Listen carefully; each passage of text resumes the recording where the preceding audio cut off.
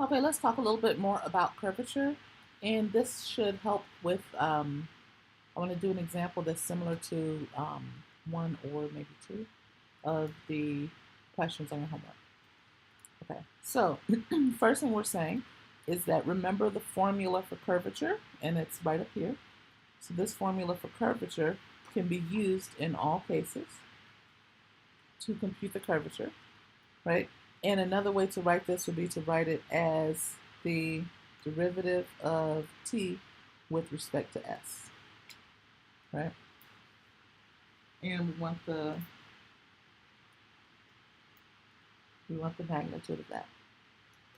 But there is a formula that is often more convenient to apply. So let's look at that formula.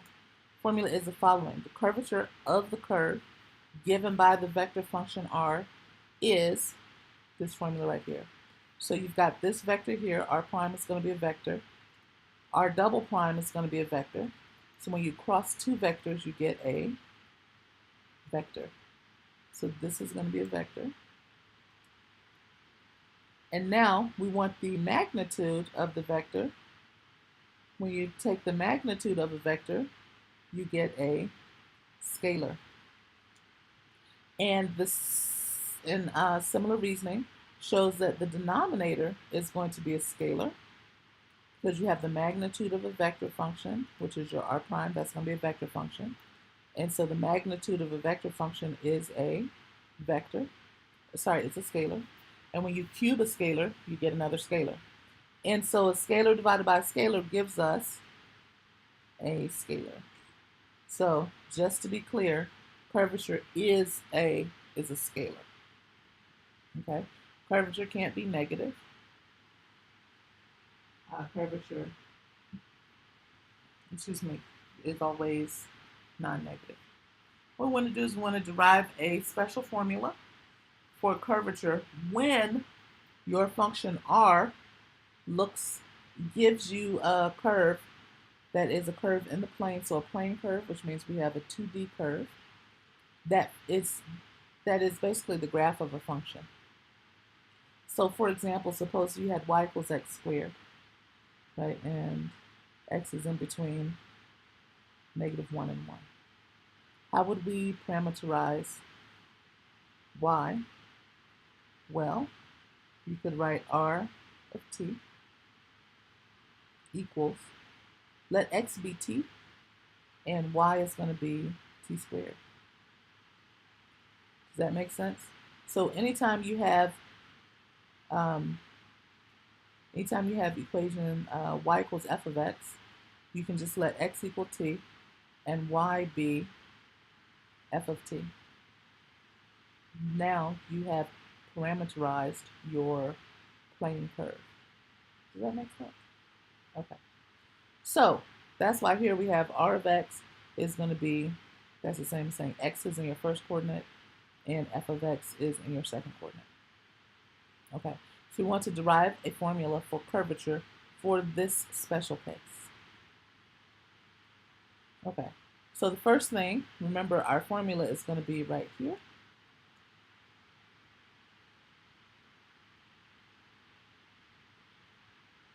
So we need to know r prime, r double prime.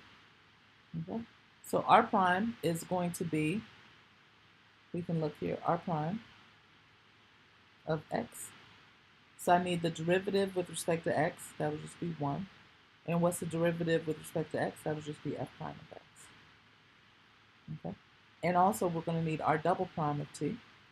Sorry, not of t, it would be of x.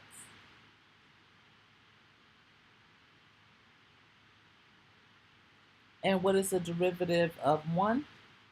0. What's the derivative of f prime? F double prime of x. Okay. So that's why here we have 1 f prime of x and 0 f double prime of x. Okay. Now the next thing for our formula is we're supposed to cross r prime with r double prime. So when we cross r prime with r double prime, let's see here, r prime crossed with r double prime. So we would have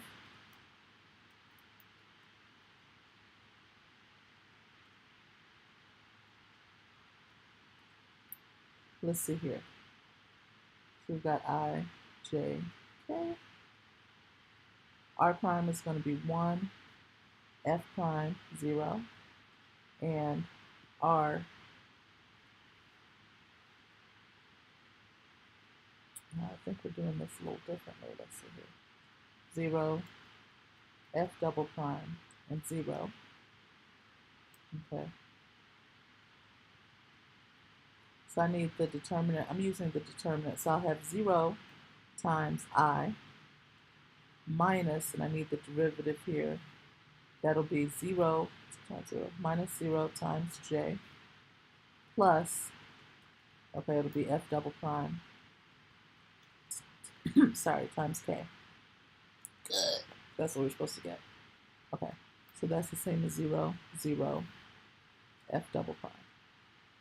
So notice I can go back here and rewrite these to show that we actually have 0, 0 here, okay? And this is equivalent to just looking at our curve as being in the xy plane, like the xy plane down here, okay? And z equal to 0. All right, so we need the magnitude of r prime of x cross r double prime of x. It's supposed to be the magnitude of that times the magnitude of r prime of x cubed.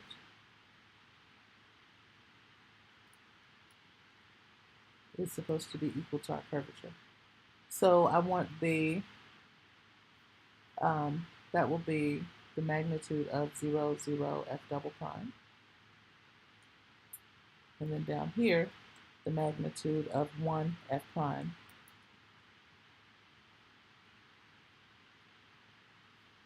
Zero. I'm going to cube that. Okay, so then in the numerator, I should just get the absolute value of f prime, right? Because that'll be the square root of f double prime squared, so the absolute value of f double prime. And in the denominator, I should get the square root of 1 plus f prime squared cubed. Okay.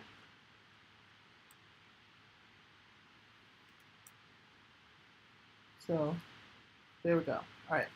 Now let's use that formula, which is kappa equals the absolute value of f double prime over 1 plus f prime of x squared. And we want the square root of that cubed. Okay. And that's just remembered, to the 3/2. That's the same as the square root of a cube. We've got the parabola y equals x squared. Okay. So f of x is x squared. So f prime of x is 2x. And f double prime of x is 2. So our numerator is going to be the absolute value of 2. And in the denominator, we will have 1 plus 2x squared, square root of that cubed. So I have 2 over 1 plus 4x squared, square root of that cubed. This is the curvature. All right. So at the point when x equals 0, so this is our parabola, remember, right? This is what it looks like. So when x is equal to 0, this is when x equals 1, this is when x equals 2. So kappa of 0 is going to be 2 over the square root of 1 plus 4 times 0 squared cubed. So that's just going to be 2. Okay.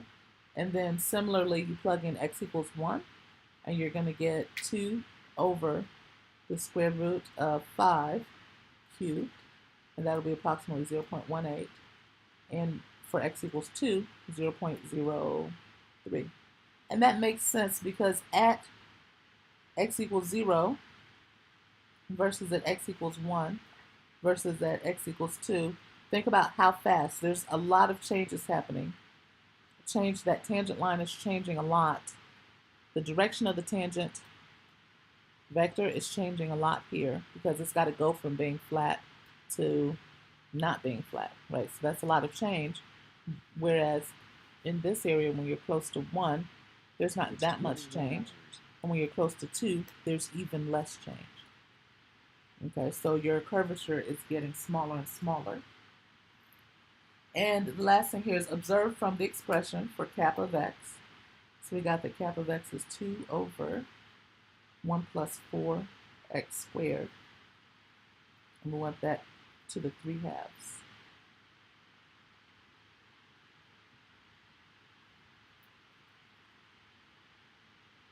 So observe that as x gets really big, so this is kappa of x in pink, right? So as x gets really big, kappa of x is going to 0. Does that make sense? Because your denominator is now getting really big. As x gets big, the denominator is big. So the reciprocal is going to be really small. So kappa of x goes to 0 as x goes to plus minus infinity. And that makes sense because we expect the curvature to go to 0. The y equals x squared won't be as curvy when x gets really, really big. Okay. And then the last thing we can talk about, normal vectors, but we kind of know this already. So at a given point on a smooth curve, there are many vectors that are orthogonal to the unit tangent vector. And the way to get a specific one is to require that is to look at the derivative, right? So note that the derivative is itself not a unit vector, but you can make it a unit vector. And so all you need to do is normalize it. So n of t, the unit normal, is the normalization of the vector that is orthogonal to that unit tangent vector. Okay? And we define it as the principal unit normal vector because there are a lot of unit vectors. So here's the idea. The idea is that, so you've got your tangent vector there, right? And you've got a lot of vectors that are orthogonal to it, but you're going to take the derivative and normalize it, and that will give you your principal unit normal vector. Okay, you can think of it as indicating the direction in which the curve is turning at each point. Okay.